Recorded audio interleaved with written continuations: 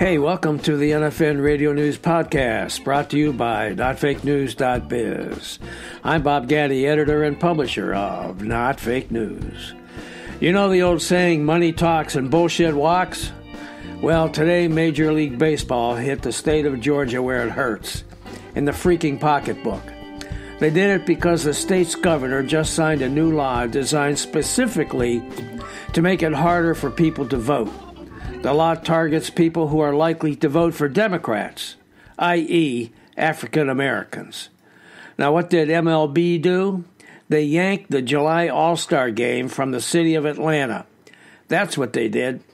Now, those Republican politicians and Governor Kemp can just suck it up, because what they've done is not only racist and despicable, but it cost the state millions of dollars, a ton of publicity and prestige that comes along with hosting the annual Classic.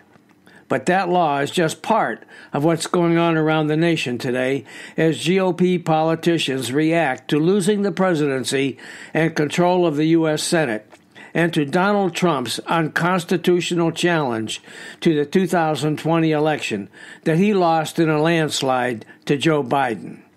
That's our topic for today. So listen to Voting Restrictions. What are they afraid of? From NotFakeNews.biz.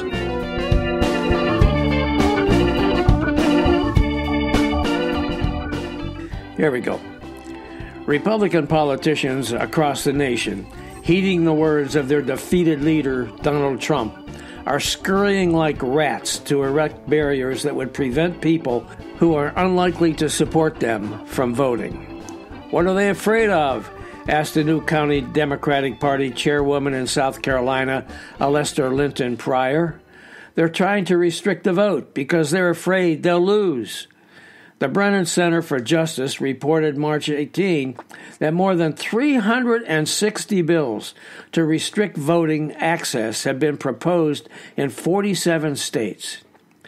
These measures target and will disproportionately harm voters of color, young voters, and voters with disabilities, said the center in an article written by Wendy R. Weiser, Daniel I. Weiner, and Dominique Ernie. In Georgia, for instance, a recent Brennan Center analysis found that proposed bills to cut Sunday early voting and mail voting access would burden black voters most, their article said. On March 25th, Governor Brian Kemp, a Republican, signed the most far-reaching effort yet into law, a sweeping voting measure that undercuts the power of the Secretary of State and local election boards. The new law removes the Secretary of State from serving as chair of the State Board of Elections, giving the legislature the authority to appoint a majority of the members, and authorizes the State Board to suspend local election officials. That was a direct response to Secretary of State Brad Raffensperger's refusal to accede to Trump's personal request via a phone call that Raffensperger simply fined some 11,000 votes to put Trump over the top so he could grab the state's 16 electoral votes. Meanwhile, critics say that suspending county election boards could give state officials power over a plethora of decisions, including the acceptance and rejection of mail ballots, early voting hours, poll worker hiring, and the number of polling locations. The law restricts the distribution of food and water to people standing in line, makes it harder to cast absentee ballots, reduces the number of drop boxes for mail ballots, and bars mobile voting places, all in response to Trump's defeat in the state and the election of Democratic Senators Jon Ossoff and Raphael Warnock. President Joe Biden, March 31, called the new Georgia voting rules a blatant attack on the right to vote, the Constitution, and good conscience. He said they were un-American and Jim Crow on steroids. In an interview with ESPN, Biden said he would strongly support players who believe Major League Baseball should move the July 13 All-Star Game from Truist Stadium, the home of the Atlanta Braves. Today, that happened. MLB announced the game would not be played in Atlanta, a heavy cost to that city and what must be an embarrassing decision for many residents there. There's a lot of corporate opposition as well. Opposition from the business community to state voting restrictions has been growing, including Georgia-based Coca-Cola and Delta Airlines, which have joined a growing chorus of opposition to restrictive voting laws. Here's a small sampling via Axios. Bank of America. Our history, in fact, is punctuated by the moments when we expanded that right to those to whom it had been denied too long. We must continue to right the wrongs of our past and stand united in our advocacy for equal rights for all, Chairman and CEO Brian Moynihan wrote in a message to employees. Apple. The right to vote is fundamental in a democracy.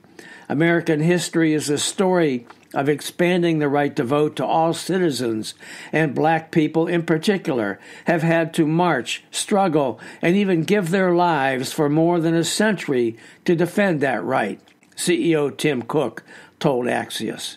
Apple believes that thanks in part to the power of technology, it ought to be easier than ever for every eligible citizen to exercise their right to vote.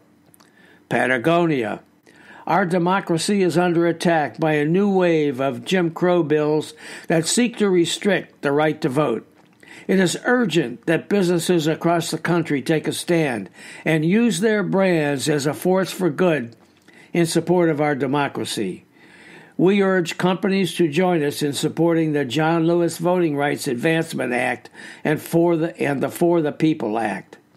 Meanwhile, in Texas, the Senate has advanced a new bill that limits how and when voters can cast ballots and receive mail-in voting applications. Early morning, April 1st, the Texas Senate approved Senate Bill 7, limiting extended early voting hours, prohibiting drive-through voting, and making it illegal for local election officials to proactively send applications to vote by mail to voters, even if they qualify. The legislation is at the forefront of Texas Republicans' crusade to further restrict voting in the state after last year's election, reported the Texas Tribune. Although Republicans remain in full control of state government, Texas saw the highest turnout in decades in 2020, with Democrats continuing to drive up their vote counts in the state's urban centers and diversifying suburban communities, the newspaper reported. The bill, considered a priority of Lieutenant Governor Dan Patrick, a Republican, now moves to the House for consideration. All of this emphasizes the need for federal voter reform, said the Brennan Center in its article. Quote, this historic legislation responds to twin crises facing our country: the ongoing attack on democracy reflected in the assault on the Capitol on January 6th, and the subsequent flood of voter suppression bills across the country, and the urgent demand for racial justice, the authors wrote. It is based on the key insight that the best way to defend democracy is to strengthen democracy. If enacted, it would be the most significant voting rights and democracy reform in more than half a century.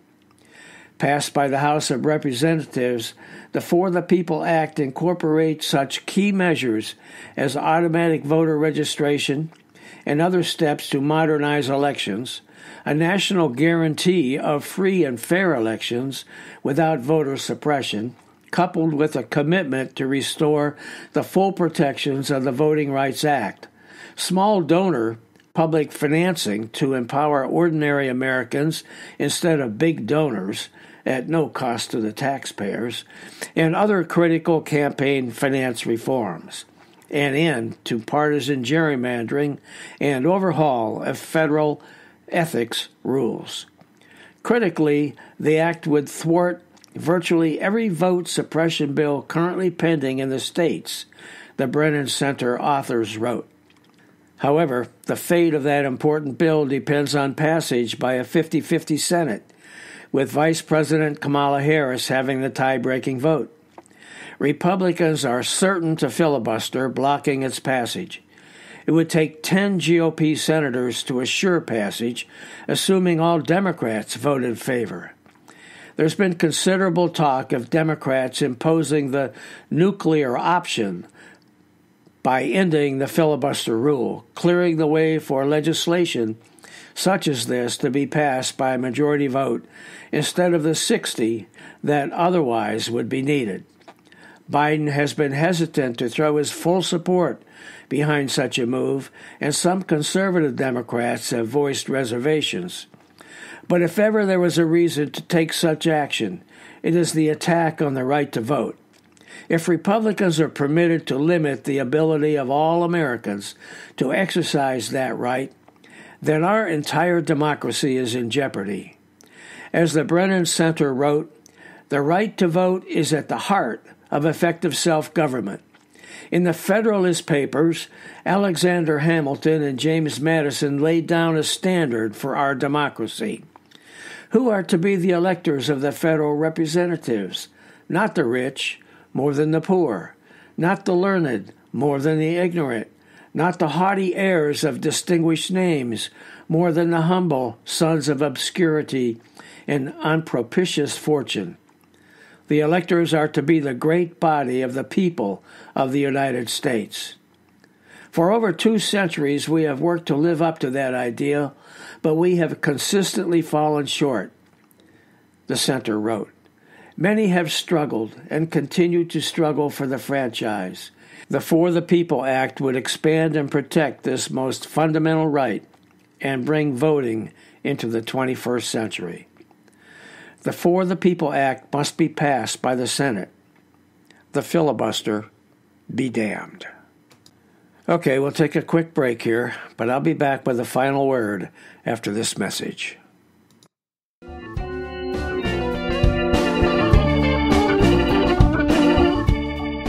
Hey guys, thanks for listening. Hope you enjoyed this podcast. It'd be great if you'd follow NFN Radio News so you don't miss an episode. Just look for NFN Radio News at Spreaker.com and click on my picture. Check out notfakenews.biz too, where you'll find new material just about every day by some excellent writers with perspectives on a whole range of topics. You can sign up as a member at notfakenews.biz.